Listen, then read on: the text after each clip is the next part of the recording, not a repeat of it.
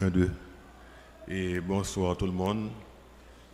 L'Université Quisqueya est heureuse cet après-midi de recevoir une grande personnalité de notre monde scientifique, intellectuel, l'ingénieur Claude Prepty. Et en voyant M. Prepty ce matin, ça m'a rappelé quelques lignes d'un texte de Claude Dupuis concernant le tremblement de terre du Cap en 1842, pour dire comment Haïti est vraiment une terre de séisme, une terre quelque peu dangereuse, et que heureusement nous avons quelqu'un comme l'ingénieur Prepty qui depuis des années nous a constamment avertis du danger des séismes. Donc c'est un grand honneur pour nous, une grande chance de pouvoir bénéficier des lumières de l'ingénieur Prepty. Donc nous allons l'écouter avec attention et aussi lui poser les questions intéressantes concernant cette problématique. Je demande donc à l'ingénieur Prepty de venir ici pour vous entretenir de ce sujet combien important. Ingénieur Prepty.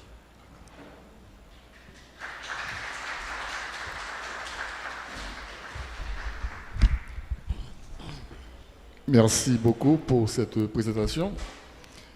Je voudrais tout d'abord remercier les organisateurs qui m'ont invité, c'est un privilège, c'est un honneur, qui m'ont invité à venir ici ce matin pour faire cet exposé sur les tremblements de terre. Et c'est pour moi un plaisir d'être ici ce matin en tant qu'ancien professeur de l'Université Quisqueya. Donc, je vais vous parler de ce sujet.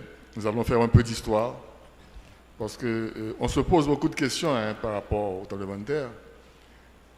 Ça qui a passé nous comme ça, avec terre qui a tremblé en Haïti comme ça. Est-ce que c'est une fatalité? Est-ce que c'est une malédiction divine? Une malédiction satanique? Qu'est-ce qui se passe? Qui a fait ce Kounia que Bagaï ça va parler? Est-ce que c'est un signe des temps? La Bible peut-être a réalisé ça, elle toujours dit. Bon, nous allons essayer de voir tout ça. Maintenant, le plus loin que l'on peut remonter pour comprendre le tremblement de terre, c'est la période indienne, avant 1492. Donc l'île était habitée par les Taïnos. Et vous avez cette répartition. Dans le nord, vous avez le Morien et Yaragua au sud. Mais malheureusement, on n'a pas de témoignage des Indiens disant de quelle manière l'île a tremblé à cette époque-là. Parce que nous n'avons pas de témoignage, pas de historien. Mais ce qui est certain, c'est que si on regarde les gravures, on voit les habitations.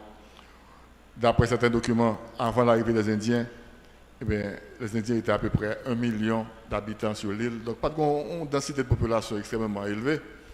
Donc, c'est sûr que la terre tremblait à cette époque.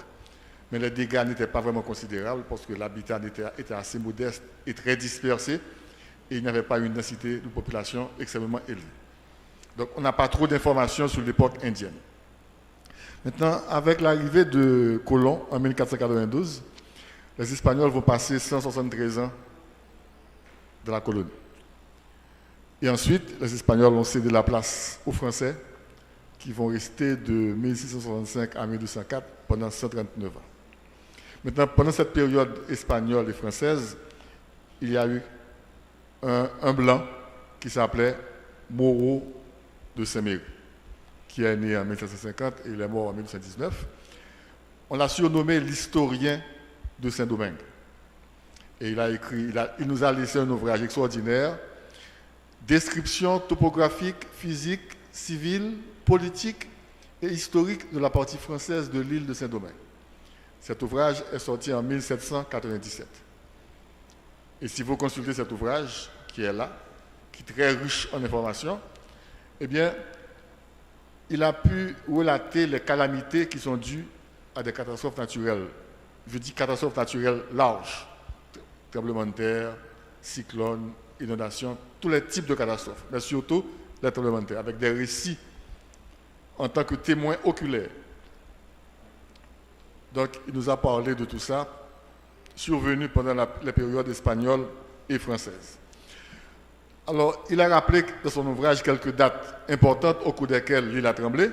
Et voilà, 1564, 1684, etc., 1701. Alors, j'ai souligné les dates les plus importantes, 1701, 1751, 1770, ce qui fait à peu près 225 ans. Mais les dates qui ont le plus marqué l'histoire des séismes à Saint-Domingue demeurent 1751 et 1770. Pourquoi 1751? Parce que Port-au-Prince a été créé en 1749. Donc Maurice Saint-Méry a commencé à raconter l'histoire des séismes de cette époque-là. Mais n'oubliez pas qu'avant, il y avait le séisme de 1701, mais Port-au-Prince n'était pas encore né. Ensuite, il y a la période haïtienne, qui va de 1804 jusqu'à nos jours. Ça fait 217 ans. Alors, avec l'indépendance haïtienne, bon, les généraux, les Haïtiens n'étaient pas vraiment intéressés à savoir ce qui se passait, pourquoi l'île tremblait. Ils étaient d'autres préoccupations. Mais il a fallu attendre les années 1900 avec l'implantation au petit séminaire Collège Saint-Martial d'un observatoire météorologique auquel on a ajouté et sismologique. Donc, premier observatoire météorologique et sismologique, c'est au petit séminaire Collège Saint-Martial que l'on a créé. Et l'histoire des séismes ne s'arrête pas en 1797 avec Maurice Saint-Méry. Par la suite, les travaux du père Ignace Scherer, 1858-1926. Le père Scherer est né en Allemagne, donc monsieur est ordonné prêtre et il est en Haïti, le petit séminaire Collège Saint-Martial. Il trouvait l'observatoire là qui était créé par l'autre père depuis longtemps, mais c'est lui le principal fondateur, pas le fondateur, mais celui qui a outillé l'observatoire. Monsieur a commencé à écrire, il met appareil, donc le principal vraiment et créateur de cet observatoire sismique, c'est bien le père Ignace Scherer, qui fut un savant. Et tout père spiritain qui était à l'époque au petit séminaire Collège Saint-Martial, tout staff ça, c'était un staff de savants qui aurait, et il a fait des recherches scientifiques qui étaient très prisées à travers le monde. Donc le père Scherer a été le directeur de l'observatoire et il a eu à dresser un catalogue chronologique des tremblements de terre ressentis dans l'île d'Haïti de 1551 à 1900. Donc ça, c'est un travail extraordinaire. Il faut dire que le père Scherer n'était pas un sismologue, il s'est formé sur le tas. Monsieur apprendre, l'apprendre. Finalement, il est devenu quelqu'un de très important dans le métier. Donc, il nous a laissé cette note-là, ce catalogue chronologique. Et dans ces notes-là, les dates à retenir ont été 1842, 1860, 1887, 1911, 1952, 1956, pendant 144 ans. Et le séisme de 1942 a été le plus important. Donc, ce sont des notes laissées par le père Scherer. À propos justement de l'observatoire, et il faut noter l'apparition d'un bulletin semi-annuel entre 1909 et 1916. Et l'observatoire à l'époque était dirigé par le père Ignace Scherer. Donc c'est lui qui était à l'origine de ces bulletins sismiques. Nous, depuis qu'en Haïti, bon, c'est un rare pays dans les Caraïbes qui a fait bulletin sismique. C'est un des premiers pays qui était intéressé à problème de tremblement de terre. Il y a plus d'un siècle de cela. Ensuite, la parution est devenue annuelle de 1917 à 1937 avec le père Scherer directeur et le père Baltenweck assistant directeur de 1920 à 1924. Ensuite, on a eu une parution annuelle de 1950 à 1963 avec un vide entre 1935 et 1947. Alors il faut dire qu'à cette époque-là, les fonds manquaient. M. Parin-Corbe peut faire bulletin sorti. Ce qui se passe jusqu'à présent aujourd'hui. Donc, il n'avait pas les fonds nécessaires pour faire sortir les bulletins. Donc on vide entre 1935 et 1947. À l'époque, l'observatoire était dirigé par le père Bettenbourg et assistant directeur Schneider et Shoemaker de 1950 à 1955. Voilà pour l'histoire de l'Observatoire météorologique et sismologique du Petit Séminaire Collège Saint-Martial. Alors, puisqu'on a fait histoire, les appareils, en fait, le père Scherer disposait de quelques petits appareils pour faire les enregistrements. Et c'est sous le gouvernement de François Duvalier que ces pères spiritains ont été expulsés d'Haïti. Et en 1986, l'observatoire a été saccagé, vandalisé tout appareil, et puis ça n'existe plus depuis lors. Donc ce sont les pères spiritains du Petit Séminaire qui sont venus avec tout ça en Haïti. Voilà une carte qui a été dressée par le père Scherer dans une publication au bulletin de la Société sismologique américaine. Le père Scherer réanalysa les événements recensés par Moreau de Saint-Méry et quelques séismes subséquents, etc. Donc, si vous regardez bien sur toute île, chaque couleur représentait un tremblement de terre qui a la même magnitude. Parce qu'à l'époque, on ne parlait pas de magnitude, on était plus parlé de l'intensité, qui dégâts que vous faites. Donc, toute étoile rouge presque a la même intensité. 1887, 1842, 1751, 1701, 1770, etc. Tous, c'était des séismes majeurs qui est à peu près équivalent à ça que nous connaissons le 12 janvier 2010 et le 14 août 2021. Et même plus. C'est capable de pifo. Vous avez ensuite des séismes de moindre importance en 1860, en 1701, 1911. 1911, qui était détruit à peu près le plateau central. Tout le monde dit que le plateau central, c'est une zone qui est plus safe. Mais tout le monde n'est pas obligé, effectivement, dans le plateau central, pour le craser, il est capable de Saint-Domingue. Et puis il traverse les frontières, parce que tout le monde n'est pas contre frontières, puisque les maisons sont mal conçues en Haïti, donc il est capable de craser Caille en Haïti. Donc voilà une carte qui a été dressée par le père Scherer en 1912. Ça fait plus d'un siècle. Il y a des gens, le 12 janvier 2010, qui disent qu'il n'y a pas de jamais parlé de tremblement de terre en Haïti. C'est pour la première fois que tant de mots ça, le 12 janvier 2010. Alors, depuis un siècle, ça a parlé. Et il y a des cartes qui présentaient, et toute bagaille était déjà dit. Ensuite, il y a la période d'occupation américaine, côté que, en 1915 et 1934, l'Américain est arrivé ici, en Haïti, M. Alder, ressources minières. Mais on dit que pour Alder, ressources minières, il faut que nous gagnions une étude géologique parce qu'en Haïti, il n'y a pas de carte géologique. Nous n'avons aucune information sur la géologie d'Haïti. Et à l'époque, le USGS faisait une étude géologique en République dominicaine. On dit, bon, c'est une bonne occasion. On va avoir une étude géologique pour l'ensemble de l'île. Ensuite, on regarde qui ressources qui gagnent et si nous sommes capables d'exploiter, on va exploiter. Et ils ont commandité une étude payée par le gouvernement haïtien. Ils ont demandé USGS de faire une étude géologique. Pendant 6 mois et demi, une équipe scientifique est venue, dirigée par Wendell Woodring, John Brown, etc. Et après 6 mois et demi, ils ont fait ce rapport, un rapport volumineux, qui imposait jusqu'à présent. C'est un meilleur rapport que Haïti existait sur les ressources minières jusqu'à présent. Et ce rapport est sorti en 1924. Les Américains sont partis en 1934. Alors, il y a un chapitre qui a été consacré justement au séisme. Donc, dans le livre, ça, nous avons une géologie d'Haïti, les ressources minières, etc. Et un chapitre qui a été consacré au séisme.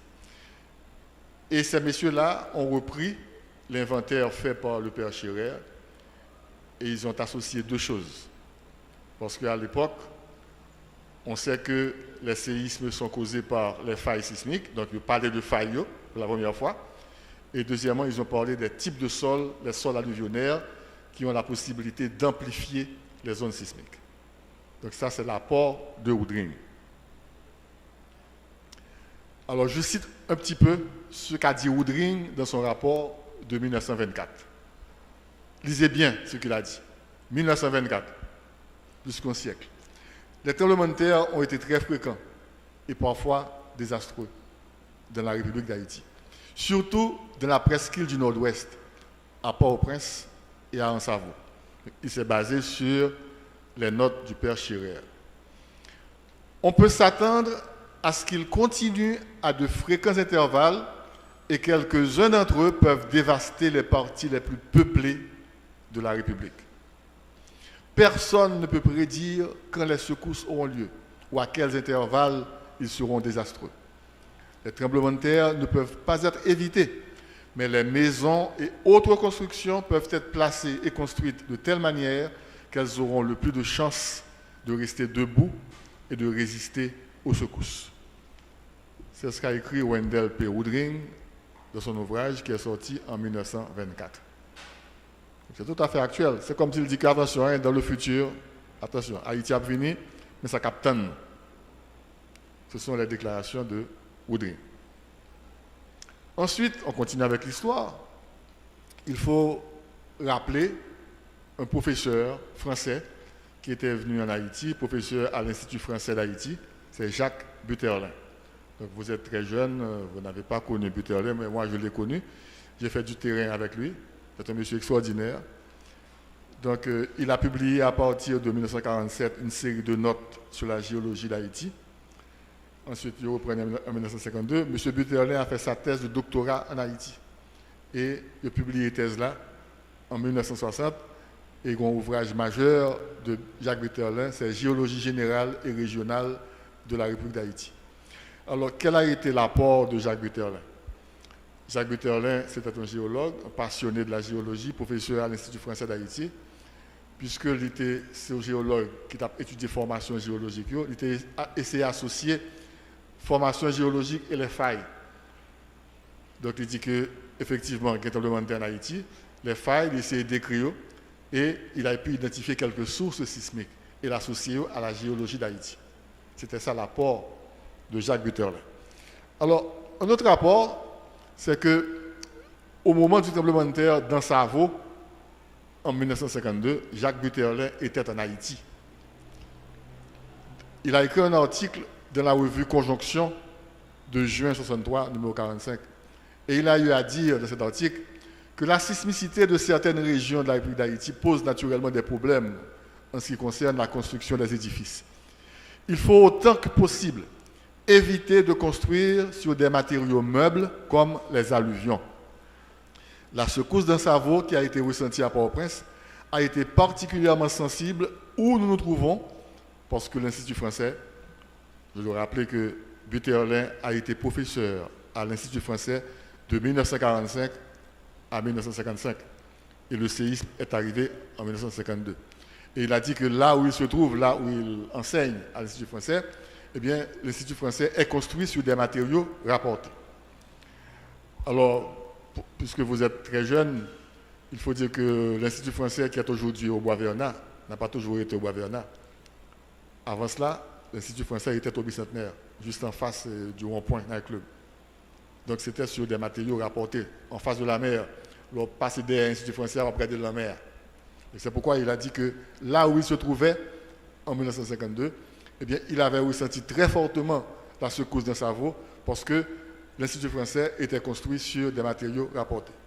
Ensuite, quelque part d'autre, il a dit que nous voyons que les régions les plus sismiques d'Haïti sont celles du Mont-Saint-Nicolas, de Port-au-Prince et en Savo.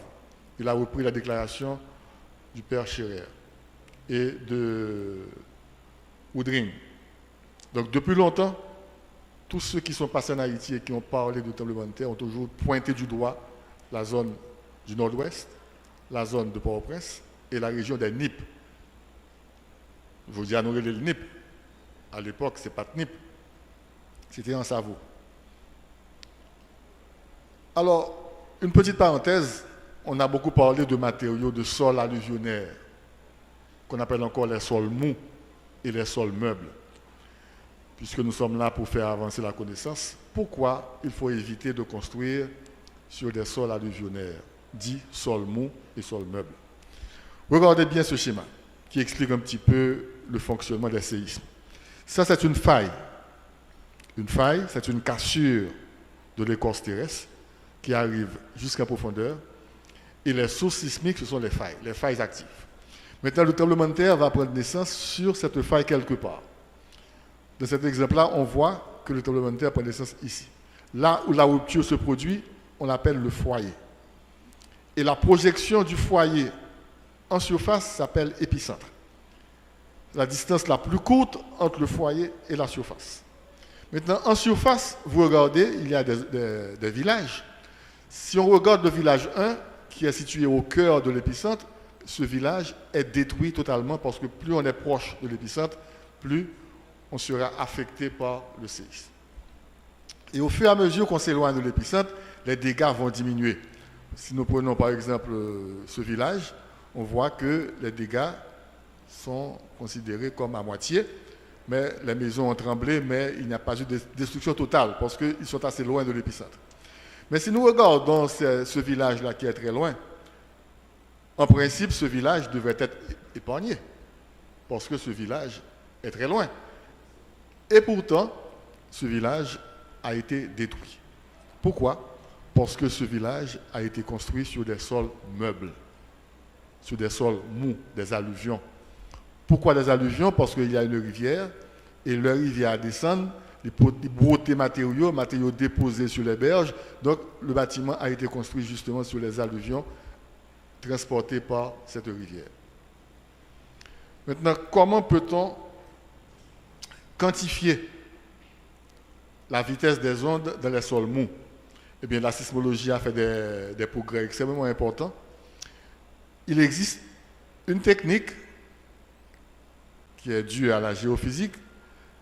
On appelle cette mesure le MASW. MAS, c'est le Multi-Channel Analysis of Surface. Maintenant, pour connaître la vitesse de propagation des ondes dans les sols mous jusqu'à 30 mètres de profondeur, on peut faire cet essai géophysique qu'on appelle le MASW. Donc voilà le principe des mesures de cet essai.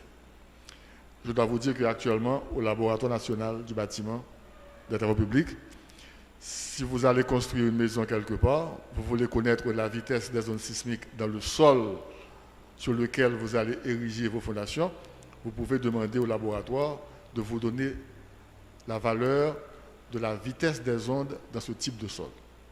Donc, on va faire l'essai MASW et on va vous donner la vitesse de propagation des ondes dans le sol. Alors, qu'est-ce qui se passe lorsque vous avez un sol, vous avez le rocher et les alluvions? Si nous prenons par exemple Boutillier, le Mont Calvaire, vous avez le rocher.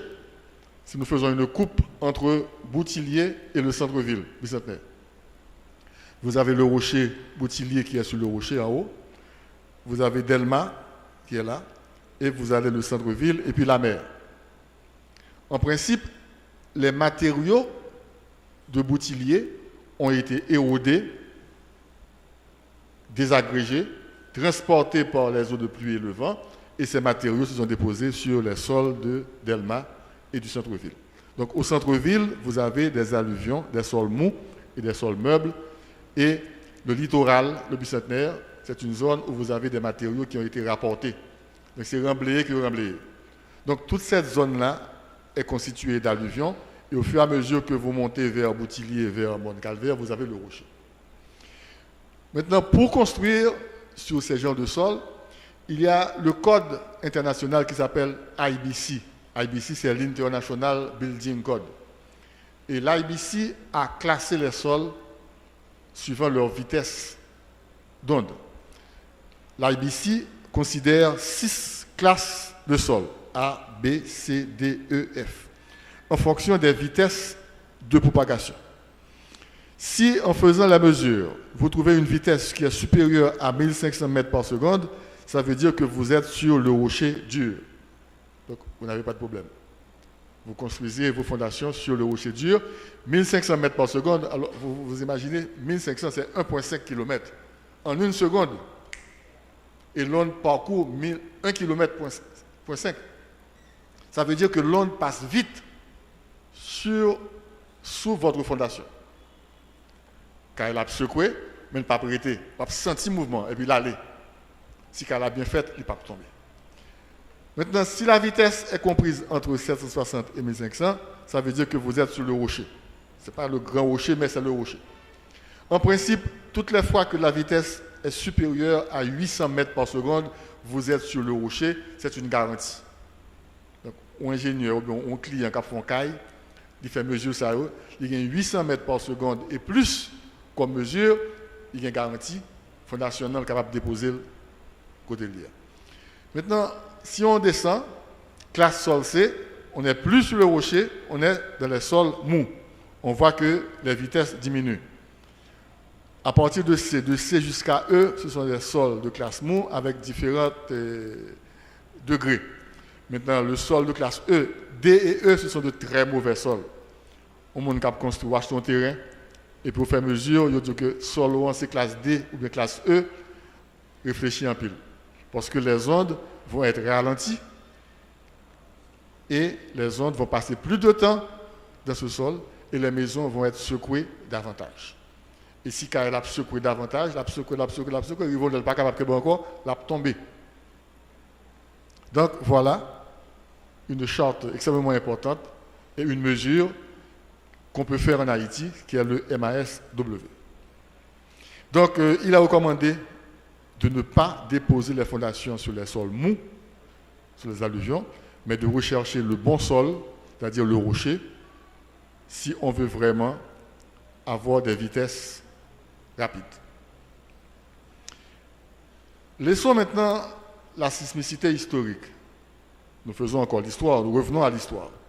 Parlons maintenant de la sismicité instrumentale, parce que nous quittons l'époque sismicité historique là avec Scherer, ou bien Moreau de Saint-Méry, ou bien encore Buterlin, etc. Eh bien, à partir de 2003, on est entré dans une autre phase qui est la sismicité instrumentale.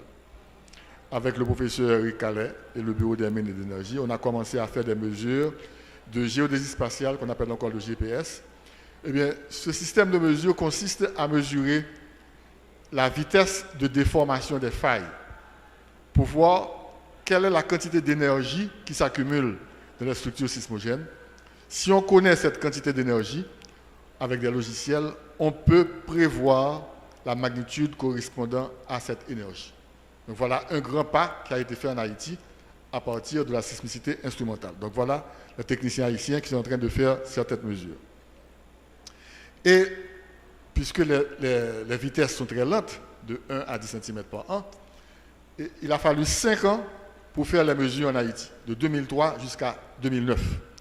Et en 2009, il y a un premier rapport qui est sorti, et ce rapport a dit que la faille de la presqu'île du Sud a une vitesse de déplacement de l'ordre de 7 mm par an, et la faille septentrionale a une vitesse de l'ordre de 10 mm par an. Qu'est-ce que ça veut dire? 7 mm par an pour la faille de la presqu'île du Sud, ce qui équivaut à un séisme de magnitude 7.2. Et 10 mm par an, ce qui correspond à un séisme de magnitude entre 7.7 jusqu'à 8. Donc avec ces mesures, on a commencé à quantifier les séismes et à dire, attention, effectivement nous avons des failles, ces failles sont actives, et voilà quelle magnitude que ces tremblements de terre peuvent produire. Donc voilà un pas extrêmement important. En 2011, après le séisme du 12 janvier 2010, eh bien, on a commencé avec le Bureau des mines et de l'énergie, on a créé une unité technique de sismologie et on a, pour faire suite aux travaux du Père Scherer, nous, depuis que l'Observatoire s'est campé dans le petit séminaire, eh bien, en 2011, nous avons remis en selle l'Observatoire et tout ça, ce sont des stations qui ont été placées sur le territoire haïtien. Il y a plusieurs types de stations. Ça, ce sont les VSAT qui opèrent par satellite. Et ça, ce sont les Gouralp qui opèrent par Internet, etc. Donc, nous avons au Bureau des mines une entité qui s'occupe de la surveillance sismique depuis 2011. En 2012, il y a eu une autre compilation qui a été faite par le SGS. Il prend tout le travail Moreau de Saint-Méry, Scherer, ensuite il compilé. Eh bien, il y a des informations sur la tremblement de terre allant de 1500 jusqu'à la fin du XVIIe siècle, tremblement de terre du XVIIIe siècle, du XIXe siècle, et on a sélectionné quelques tremblements de terre du XXe siècle. Alors, pourquoi ce travail est-il important? C'est parce que si nous regardons l'ouvrage ça, il y a une description de tous ces tremblements de terre depuis l'époque coloniale jusqu'à 1953.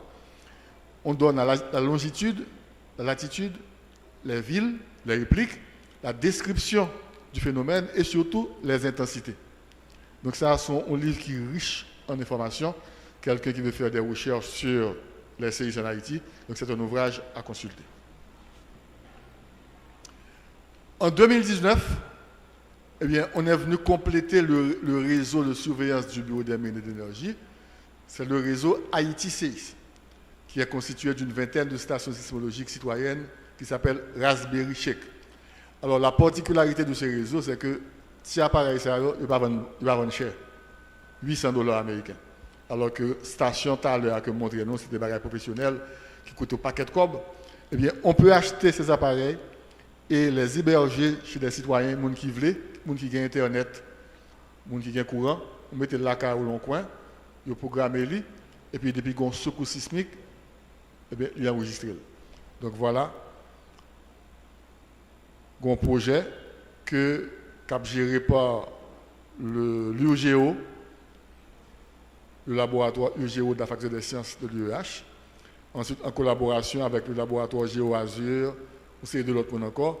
Donc, ce réseau fonctionne et voilà les endroits où ces petits appareils sont placés en Haïti. Donc, on peut dire que après le 12 janvier 2010, nous avons fait un pas important. Nous avons laissé de côté la sismicité historique pour entrer dans la sismicité instrumentale. Donc, on commence maintenant à quantifier la menace sismique. Donc, pour nous résumer, puisque nous parlons de sismicité historique, tout a commencé au XVIe siècle, avec des dates, XVIIe siècle, XVIIIe siècle, où tu as 1701, 1751, 1770, avec des magnitudes, XIXe siècle, 1842 au Cap Haïtien, XXe siècle, quelques séismes majeurs, en Savo en 1952 et une réplique en 1953. 21e siècle, eh bien, on a enregistré le séisme du 12 janvier 2010, magnitude 7, 6 octobre 2018, 5.9, et le 14 août 2021, 7.2. Et ce séisme s'est produit dans 3 départements, Nip, Sud, Grandas, suivi de répliques qui se pratiquent jusqu'à aujourd'hui. Donc voilà un résumé des tremblements de terre qui se sont produits entre le 16e siècle et le 21e siècle. Puis qu'à personne ne vient dire que 12 janvier, c'est pour la première fois que nous entendons parler de tremblements de terre. Il y a toujours eu des tremblements de terre en Haïti et il y en aura toujours. Parce que les tremblements de terre sont cycliques. Donc, en conclusion, il a été constaté que depuis le XVIe siècle, il y a eu au moins un tremblement de terre destructif chaque siècle et parfois davantage. Long siècle où il y a des tremblements de terre dévastateurs à un intervalle de 19 ans, 20 ans, et nous avons un exemple là, à un intervalle de 11 ans, nous avons des tremblements de terre dévastateurs. Donc ça arrive toujours et ça arrivera encore en Haïti. Donc voilà ce qui explique pourquoi Haïti est une terre de séisme. Maintenant, faisons le bilan de ces séismes. C'est très important pour voir l'évolution des bilans avec le temps et qu'est-ce qui nous attend dans le futur. 1er novembre, qui était le premier tremblement de terre qui était vraiment pour témoignage, c'est 1701. Les maisons étaient détruites de la plaine du cul-de-sac. Route affaissée dans la mer entre Léogane et Petit-Goâve. Léogane peut quand même créer, parce que Léogane était créé en 1712. C'est Indien le Yaguana qui vient de Léogane. Eh bien, entre Léogane et Petit-Goâve, le tremblement de terre a été affaissé route là, toute zone ça a été entrée dans la mer. En 1751, destruction de toutes les maisons, plaine du cul-de-sac, grandement affectée, population sous des tentes jusqu'au 8 décembre. Et 1751, c'est 2 ans après la création de Port-au-Prince. Port-au-Prince a été créé en 1749. Et le 3 juin 1970, il dit que ça a été encore plus fort que 1751. Il a fini reconstruire Port-au-Prince après 1751. Eh bien, encore une fois, Port-au-Prince recrasé à nouveau. Croix des Bouquets, Léogane à Miragouane, il y a eu 200 morts à la capitale. Voilà le bilan. Ensuite, en 1842, ça c'est intensité, intensité 9. Donc l'échelle d'intensité varie de 1 à 12. Donc l'intensité au Cap Haïtien, tout près de l'épicentre, était de 9, que l'on fait correspondre à une magnitude égale à 8. Donc les régions qui ont été affectées, c'était le Cap Haïtien, Mont-Saint-Nicolas et Port-de-Paix. Et le Cap Haïtien a été détruit totalement, avec 5 000 tués sur 10 000 habitants, la moitié. Il y a eu un raz-de-marée, c'est-à-dire un tsunami, immédiatement après le séisme.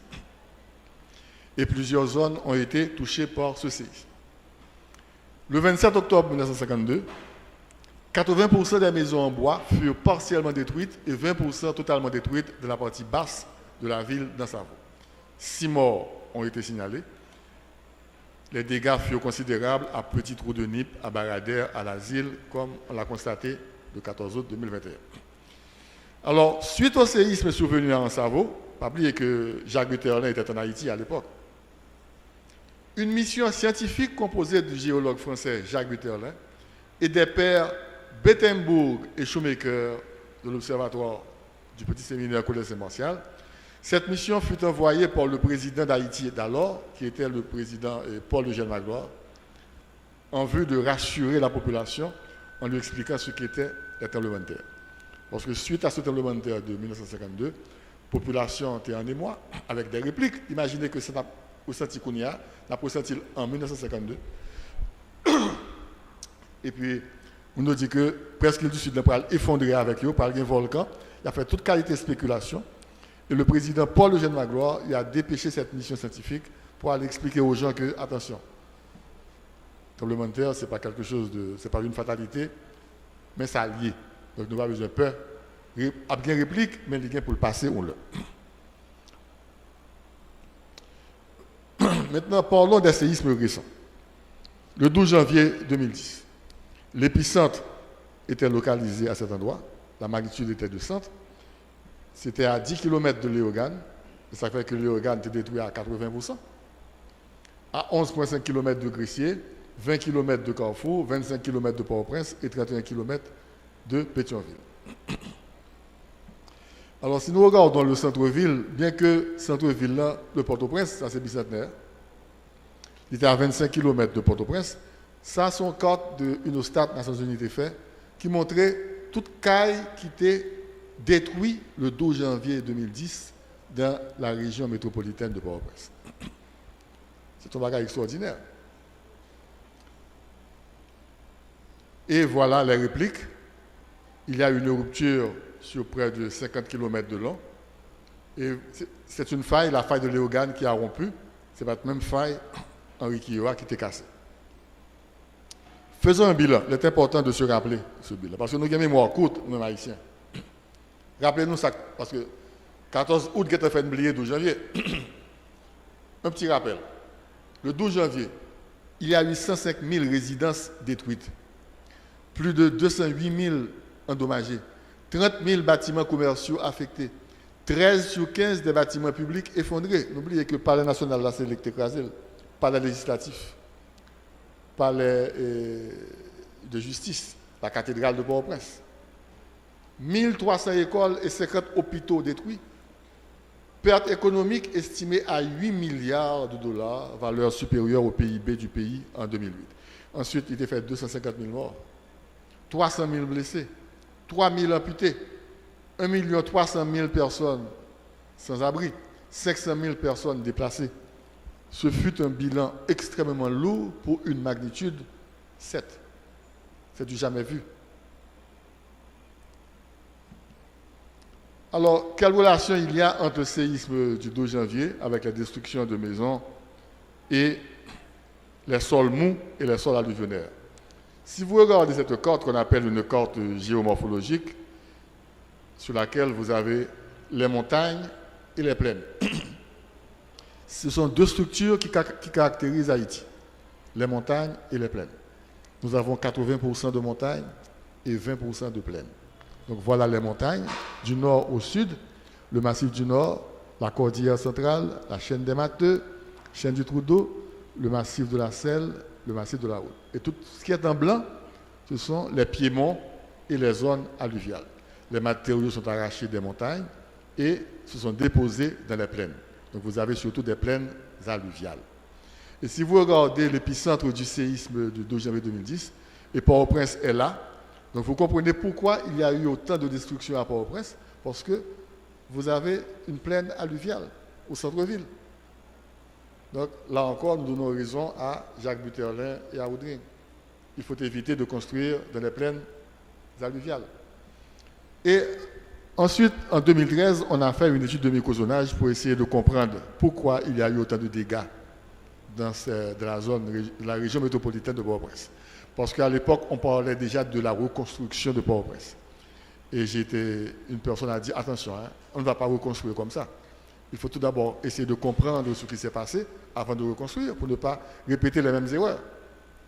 Et on a fait l'étude de mécosonnage, basée sur justement la classification des sols IBC, International Building Code. Et voilà le résultat. Ça, c'est la région métropolitaine de Port-au-Prince. Ça, c'est le bicentenaire, Delma. Ça, c'est la route de Delma, Pétionville, qui est là. Ensuite, on descend par Bourdon. Donc voilà, l'aéroport est là. Qu'est-ce qu'on remarque sur cette carte? En vert, vous avez le rocher. Rocher dur et rocher. C'est au-dessus, en haut net. Pétionville, Mont-Calvaire, Boutillier, vous avez le rocher. Et vous avez, en descendant, Delma, en bleu, c'est un sol C. On est déjà sur un sol mou. Et au centre-ville, en rose, vous avez un sol D. Voilà ce qui explique pourquoi il y a eu autant de dégâts au centre-ville. Parce que ce sont des sols alluvionnaires. Là, au bicentenaire, zone ça, c'est des bléométés. Ce sont des sols rapportés. L'Institut français était à ce niveau-là. Donc, tout ça, ce sont des zones qui méritent d'être traitées avant de construire dessus. Puisque dans les sols mous, on a un problème de liquéfaction. La liquéfaction, c'est quand la maison entre dans le sol. Mais voilà une carte qui montre encore les principales communes. L'aléa liquéfaction est nul, tant à Pétionville qu'à Delma, mais l'aléa liquéfaction est fort au centre-ville. Tout ça. Toutes zones, ça, ce sont des zones qui sont liquéfiables. Donc, quelqu'un qui construit au centre-ville doit tenir compte justement de tout ça avant de construire. Autre séisme important, ça a de mon importance, cela s'est survenu le 6 octobre 2018, de magnitude 5.9, voilà l'épicentre, tout près de la Tortue. Donc il était à peu près aux vingtaines de kilomètres de Port-de-Paix, 30 km de Saint-Louis-du-Nord, etc. 62 km de Gaumont et 72 km de Gonaïves. Le séisme du 6 octobre 2018 était 35 fois moins fort que celui du 12 janvier 2010. Notez bien, 35 fois moins fort. Et c'est un test que le TE pour nous. Parce qu'après 2010, il y a un peu d'études qui fait. Nous avons besoin de connaître, est-ce que nous sommes vraiment prêts? Si on a le gros tremblement de terre qui fait, eh bien, on a bien moins de victimes. C'est comme si la nature voulait nous essayer. Il dit, OK, je ne vais pas nous petit tremblement de terre, mais qui que nous réagi. 5.9. 35 fois moins fort que le 12 janvier. Et voilà le bilan qui a été dressé par la DPC. Voilà les zones qui ont été touchées, les communes. 17 morts, malgré tout. Blessés, 427. Maisons détruites, 353. Maisons endommagées, 7430. Et nombre de familles affectées, 7783. Un bilan quand même assez lourd pour une telle magnitude. Eh bien, les résultats nous disent quoi? 5.9, voilà un bilan, donc vous n'êtes pas encore prêts à le corriger carrément, parce que les plus durs sont à venir. Et suite au séisme de Port-de-Paix, nous avons fait une cartographie des zones affectées.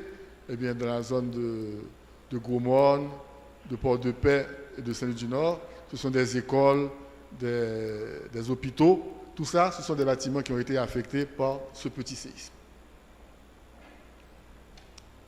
Et si vous regardez bien, la relation qu'il y a entre les sols alluvionnaires et les maisons détruites et endommagées, les communes qui ont été affectées sont Gaumont, Terre-Neuve, Gonaïves, Borgne, Cap-Haïtien, etc. Et si vous regardez ces communes-là, elles se situent toutes dans les zones alluviales. Donc, encore une fois, nous avons eu la réponse pourquoi les sols mous sont à éviter. Et enfin, parlons du séisme du 14 août 2021. L'épicentre a été localisé à 6,5 km de l'asile, à 16,7 km d'Ansavo et à 18,8 km de Baradère. Donc, le séisme s'est produit dans le département des Nippes. Et les ondes ont été ressenties jusqu'à Jérémie, parce que l'épicentre est à 72,3 km de Jérémie, 42,3 km de Campérin et 36,7 km d'Écailles. Et toutes ces villes-là ont eu des problèmes avec ce séisme. Voilà les répliques qui se sont étalées sur près de 80 km de longueur entre l'asile, l'épicentre, et Chardonnière, Port-à-Piment. Tout ça, ce sont les répliques qui se sont produites. Et jusqu'à présent, les répliques continuent. On est aujourd'hui à plus de 1000 répliques. Pas plus tard qu'hier, on a eu, dimanche, on a eu une réplique de 4,5, ou 4,2, du côté de Baradère. Donc les répliques vont continuer. Un bilan, si nous avons en tête bilan de janvier, bon, ça, bilan ça a moins, mais quand même, il y a eu 2248 morts, 12 763 blessés, 329 disparus, 690 000 personnes affectées, 40% de la population des 3 départements, ça fait beaucoup. 83 770 maisons faiblement ou fortement endommagées, 53 815 maisons détruites, surtout en milieu rural, ce qui veut dire que ce tremblement de terre a été beaucoup plus rural que urbain. Voilà pourquoi, c'est ce qui explique pourquoi il y a eu moins de dégâts que le 12 janvier 2010. 62 centres hospitaliers endommagés, ce qui est grave. 171 écoles détruites, soit 16% du parc scolaire et 60% endommagés. Destruction de plusieurs infrastructures, ponts, réseaux routiers, réseaux d'eau, agriculture, etc. Les pertes économiques ont été évaluées à 1,5 milliard, soit environ 10% du PIB. On comprend pourquoi. C'était moins qu'en 2010 parce que le centre économique, c'était Port-au-Prince. Les 3 départements qui ont été touchés, donc pas de grande d'activité, mais quand même, il y a eu des dégâts importants et des pertes en vies humaines. Et si vous regardez la relation entre sol alluvionnaire et l'épicentre du séisme du 14 août, nous voyons que l'épicentre était là, donc toute zone ça, Jérémie, toute zone qui est sous côte là, est affectée parce qu'on est dans la zone alluvionnaire. Caille, la plaine des Cailles qui était affectée et les Nippes lui-même étaient affectés. Et si vous regardez les départements les plus affectés, mais c'était justement le sud. Donc toute zone ça a affecté. Il y a la partie alluviale là. Alors, pourquoi nous avons fait ce bilan? Au fur et à mesure que le temps passe, la population augmente, les infrastructures augmentent, le bâti augmente. Si on regarde ceci, on voit que en 1804, on était à 500 000 habitants. En 2010, on était à 10 millions. Aujourd'hui, en 2021, on parle de 12 millions. Bon, il souhaitait que un recensement qui fait, je ne sais pas exactement la quantité de monde qui gagne. Mais au fur et à mesure que la population augmente, puisqu'on parle d'un taux de croissance de l'ordre de 1,5 jusqu'à 1,7% là, donc au fur et à mesure qu'on avance dans le temps, la population va augmenter. Donc s'il n'y a pas une politique démographique, la population sera de 16 millions d'ici 2030 et les gens vont occuper encore les espaces. Et on va voir que les gens ont tendance à laisser leur région pour s'installer dans la métropole. Or, regardons les chefs-lieux. Port-de-Paix, c'est une ville côtière, c'est dans les alluvions. Cap-Haïtien, Fort-Liberté, Hinche, Gonaïve, Port-au-Prince, Miragouane, Jérémie, Caille, Jacmel. Tout le monde a gonflé dans la ville. La ville ça est située justement dans la plaine. La population a augmenté, il a créé des bidonvilles, il n'a pas aménagé l'espace là. Puis le tremblement de terre arrivé, c'est zones qui parlent plus affectées. Donc on voit déjà ce qui nous attend dans le futur, si nous ne prenons pas les mesures qu'il faut. Un peu de regard vers le Grand Nord, parce que la dernière fois, il fait en 1242, bon, il est important quand même pour nous garder, ça capte nous dans le Grand Nord. En 1842,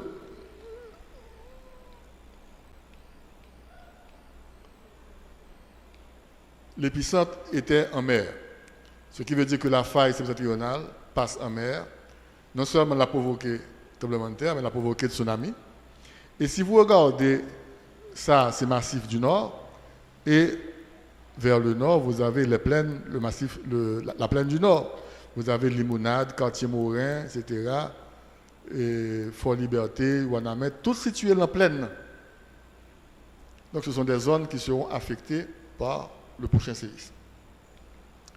Et il y a une étude de microzonage qui est faite après 2010 pour nous évaluer les sols alluvionnaires dans le Grand Nord pour les 4 grandes villes.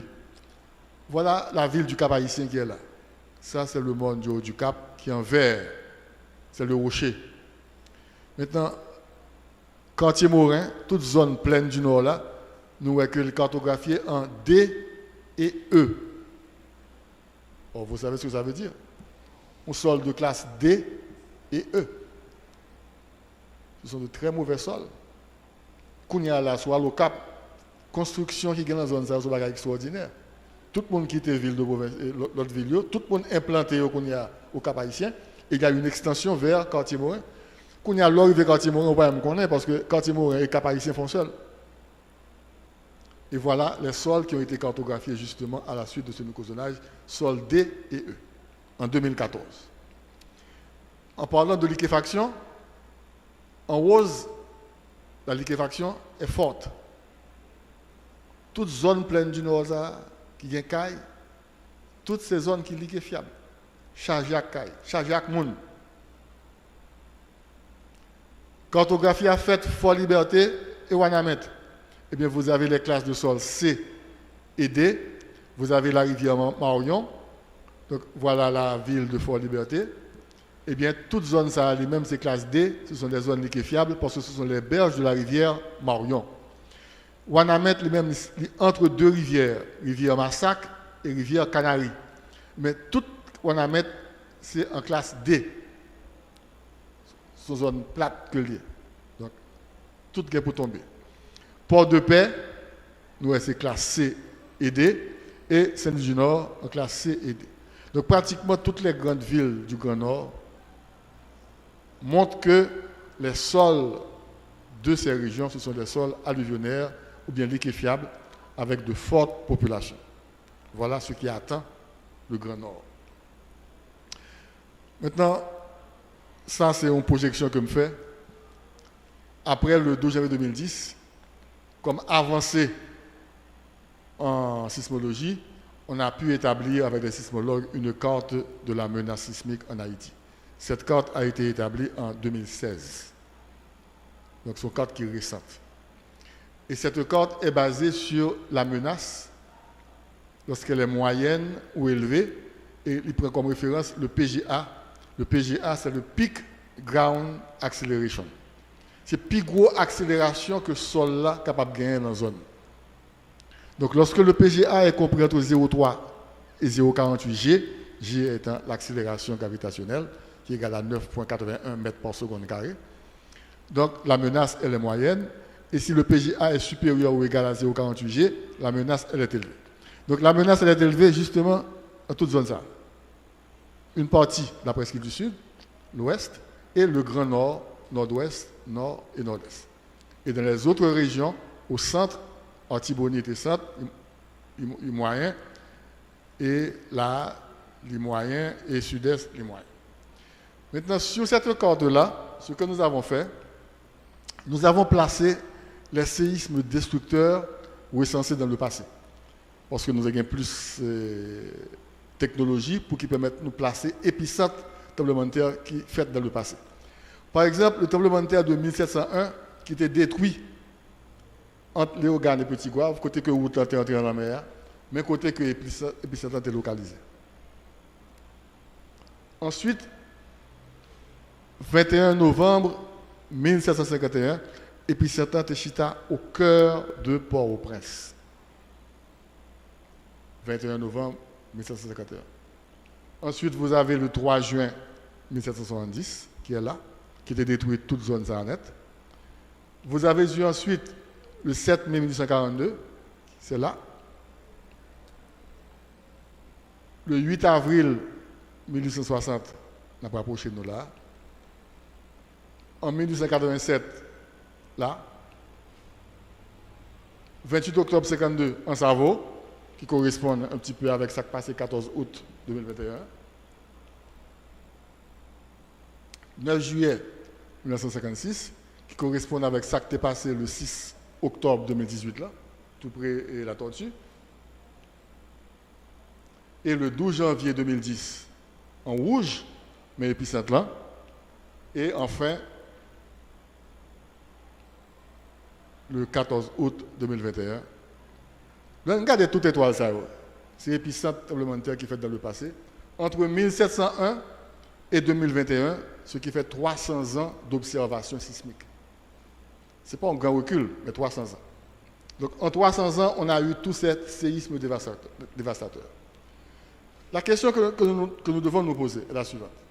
Si en 300 ans, on a eu tous ces séismes sur Haïti, est-ce que nous avons que 3 cas séismes situés sur la faille de la presqu'île du Sud ou bien encore sur la faille du Grand Nord?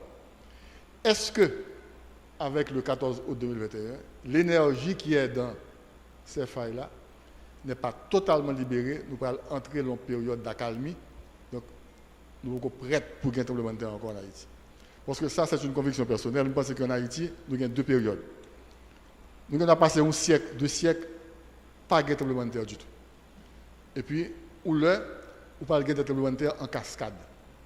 10 ans, 19 ans, 20 ans. Nous avons une après l'autre.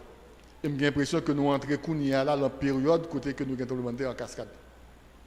Peut-être qu'on n'a pas entré dans une période d'accalmie, par contre, qui l'a ça a fait, j'ai l'impression que nous entrons dans une période de tremblement de terre en cascade. Maintenant, si on analyse cette carte, on se demande, est-ce que tout est fini? Eh bien, d'après les experts, il y a un tronçon, la presqu'île du Sud, là, qui a toute énergie qui peut éliminer, et voilà ce tronçon, qui est situé entre l'asile et Léogane. Et la donne où il y a un tremblement de terre 3 juin 1970 qui était détruit Port-au-Prince. Ça a beaucoup